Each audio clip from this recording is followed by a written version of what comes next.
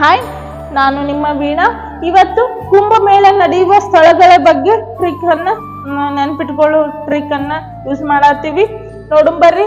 ಒಂದನೇದು ಎಲ್ಲಿ? ನಾಸಿಕ್ನಲ್ಲಿ. ಎರಡನೇದು ಉಜ್ಜಯಿನಿಯಲ್ಲಿ ನಡೀತದ. 3 ಹರಿದ್ವಾರ್ನಲ್ಲಿ ನಡೀತದ. 4 ಪ್ರಯಾಗ್ರಾಜ್ನಲ್ಲಿ ನಡೀತದ.